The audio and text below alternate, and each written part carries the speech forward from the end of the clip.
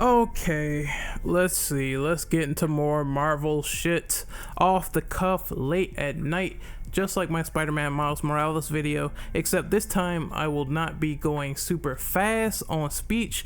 I admit I was a little bit hyper. This time I'm going to play it down to earth, I'm going to play it by the ear, and I'm going to talk about that Avengers Wartable gameplay that we recently saw from Square Enix. You know me. I'm a Marvel fan, I'm a DC fan, I like talking about comics no matter fucking what, and I like doing it on my channel. Naturally speaking, what I thought of the gameplay, which is the most important meal of the day, I thought there was some rampant frame rate issues. It's weird, like, why is the frame rate so choppy in every fight sequence, scene to scene, moment to moment gameplay, the frame rate just drops. That's the big problem I have with the game so far. I know the game is not finished. I just hope that they really iron that out, because in a superhero game, a power fantasy game, you're going to want your frame rate to be nice, neat, decent. Imagine Prototype chugging, imagine Infamous chugging, imagine games in the past like Incredible Hulk, Ultimate Destruction, or Spider-Man 2 just absolutely shitting the bed. You don't do this for superhero games. I feel like the frame rate needs to be immaculate in order for this to be passable. Hopefully they fix that near launch. The next issue I had is with the repetitive combat. This is mostly with Thor as a character. I think the Hulk gameplay is very fun and enjoyable, and I hope that this migrates over across the board to like Iron Man, Black Widow, etc. What I seen mostly of this presentation was extended Thor gameplay, and honestly, it was just a factor of a few things. You dodge, you attack, you do an AoE, you do special moves like the Bifrost, and then that's it. It's like nothing really outstanding, even though I enjoy like the typical superhero beat 'em up. I just feel like they don't break the norm with this game, and it's really weird. It's like painstakingly mid. When you watch the Avengers gameplay, you figure it would be a lot more engaging, a lot more destructive elements. There is like some of this going on, and I admit, you know, I really need to feel how the game is. I really need to get my hands on it. So far, it just feels like your run-of-the-mill superhero experience with nothing new added to the table. And speaking of nothing new, huzzah, praise be, we have more light RPG mechanics once again shoehorned into another AAA release. Honestly, you know, I know that skill trees and superhero games, they could be synonymous with each other. This is something that we've honestly seen time and time again. I get that. However, that being said, it does look once again like your typical normal upgrades. Now, I do like some things about these mechanics. I'm not gonna fully crap on it. I do like the fact that you can buff your other teammates. You can give them other abilities. It makes things a little bit more strategic in battle. It kind of reminds me a little bit of Marvel Ultimate Alliance with team perks that gave you an additional ability if you pair your characters up with certain heroes. For example, one of the notable team perks was pairing together Johnny Storm, the Invisible Woman, the Thing, and Mr. Fantastic. I got Team Fantastic Four, and I got perks exclusive to them. I'm wondering, will this game work in the same fashion when you team up characters or certain items together? It seemed like it for items. In that case, it was very specific to them. I also really enjoyed that you had the ability to do certain things like gamma lasers. The main thing that you have to worry about with perks and all this stuff and this sort of destiny leveling up system is the grind. The grind sometimes is atrocious in video games. Grinding to long levels just to get something out of the equation. They could put micros in the game, they could. However, people will still say that's pay to win garbage, that shit shouldn't be in the game, and I agree. For me personally, I don't want a crutch to get something, and I don't want the grind to feel way too long. I feel like everything should be earned over time, and you should slowly level up and get your upgrades and everything as a natural form of progression. Everything locked behind paywalls and DLC and all that, that's just trash. If it's cosmetics, however, I don't care. You know my my stance on cosmetics. I don't care about other additional costumes that you have to buy. Yes, would it be preferable to some people that this should be in the game? Of course. However, if it's not really affecting anything outside of a character's look, I really don't care. They do have some costumes in the game that's only accessible by paying actual money. Like I said, once again, I don't care. Hopefully they have a lot of base costumes in there as well to flesh everything out. Don't be like Resident Evil 3 Remake where you only have like maybe 3 outfits and that's it and no other plans for DLC. I think stuff like that is really unacceptable. We have also the gear. I need to clarify on the gear. You can earn more gear by completing missions and deciphering patterns in the game. Once again, as my notes say, I just wonder how grindy that's going to be.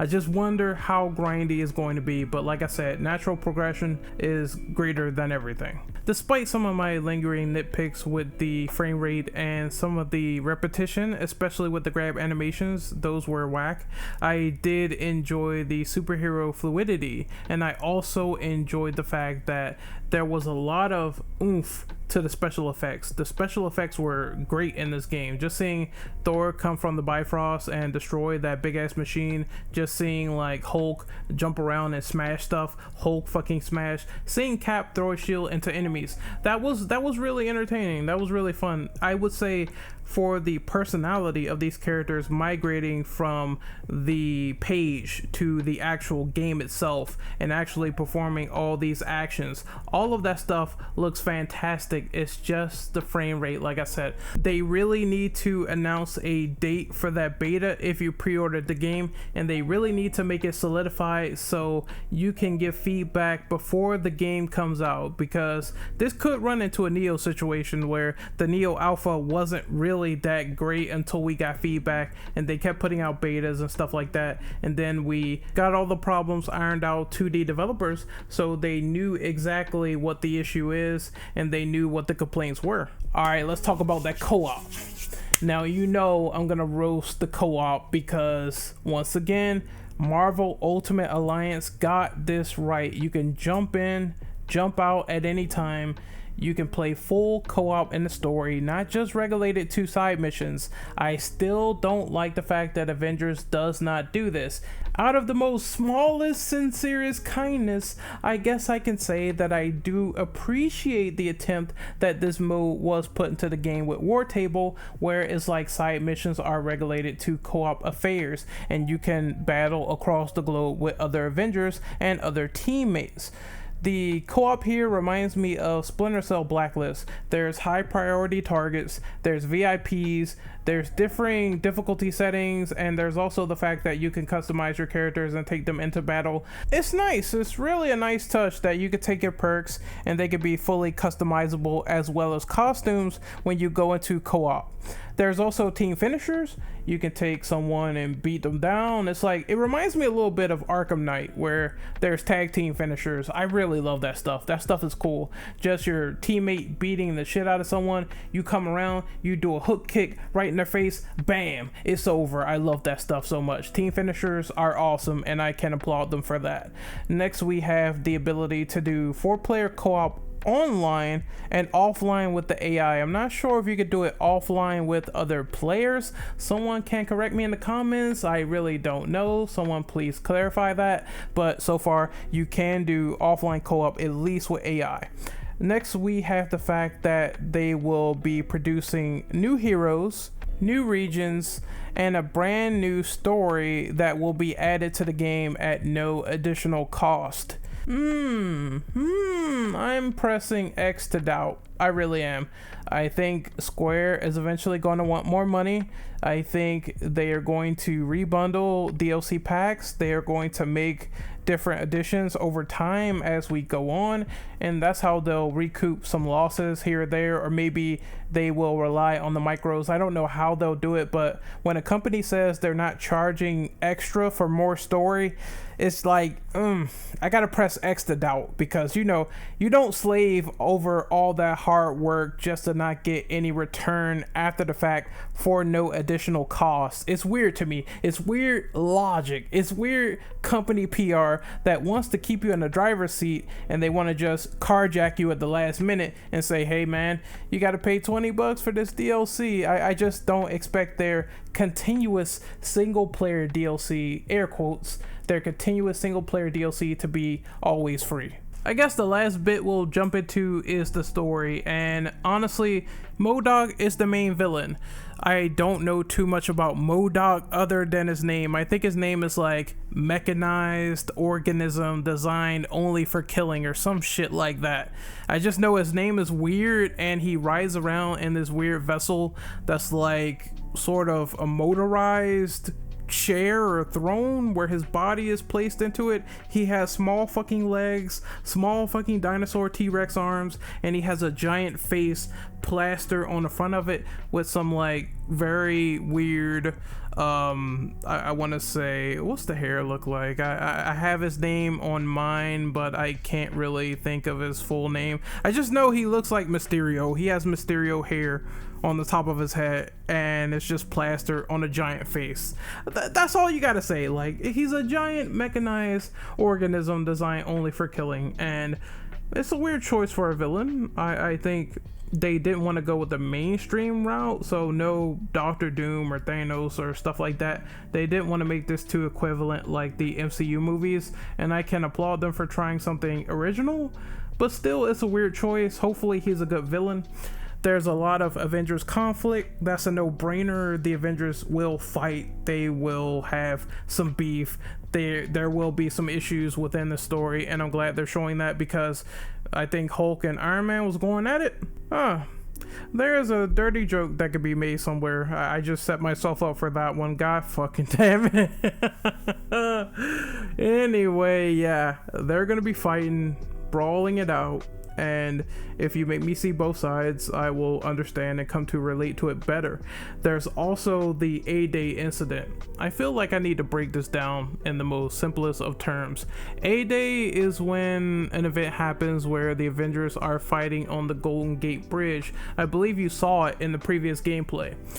At the end of that event, it seems like there's a disastrous event which causes the whole seaboard of the West to be infected with this biohazardous material that gives people superpowers. They try to contain this. They put all the blame on the Avengers, and then even in the Wartable cutscenes, Dr. Bruce Banner comes forward to testify against the Avengers. It reminds me a little bit of Civil War, where Tony Stark, he goes on the other side. He sides with Ross and the Sokovia Accords because he feels like the Avengers are causing way too much collateral damage. And it feels like this is somewhat the same, mixed in with a little bit of X-Men Days of Future Past. Just to slightly break that down, there was a researcher named Boulevard Trask, and he was against all of mutant kind. So he decided to be the proprietor of making the Sentinels. The Sentinels are these robots designed for wiping out the mutant race, and I believe they do that, and then things go crazy, and then everything starts to become under control, and there's this new dystopian leadership where the mutants are in hiding and half of the world is destroyed, and you get the gist of Days of Future Past. That is how it seems like with this new group called AIM by MODOK, and they are trying to reverse engineer the infected superhumans, and they're trying to contain them, capture them, and use them for their own personal experiments. As usual with these superhero plots, there's a big ass conspiracy behind it, and Kamala Khan believes that MODOK is personally responsible for the A-Day event that happened with the Avengers. She believes that he's trying to discredit them. He tries to recruit her, she escapes and runs away, and there we have the crux of the story. I believe if there's going to be a lot of twists and turns, it could be good. It could be good. I'm not gonna really pass it off. I can honestly say it's not a storyline that I haven't seen already before, but with the twists and turns, maybe they can make it something of their own and make it interesting. Who knows? I'm looking forward to it though, really. I liked what I saw with the story presentation. I just hope that Cap isn't dead, MODOK claimed that Thor did kill Captain America. I don't know how that's gonna work. That's the twist I'm talking about. Like, how did we get to that point? What did Thor do to supposedly kill Captain America? There's a lot of questions that I want answered, and I think those questions will lead to some interesting tidbits along the way. I like it. I like it. I really do. I like the fact that Abomination shows up when he's fighting against the Hulk, and that's pretty cool as well. You don't really know what's behind the twists and turns, and that's what makes it interesting to me, in my opinion. Either way, this is Renegade Operative signing out. This is my breakdown on the Avengers Wartable gameplay and the story that they showed off a couple of days ago. What do you guys think of the Wartable gameplay? Sign off in the comments. Let me know. How do you feel about the Avengers Project game coming out sometime in September? Are you looking forward to it, or are you waiting for a sale? Let me know once again, and I will see you guys next time. Remember to follow me on social media. Take care of yourselves, be safe from COVID, and as always, see you later.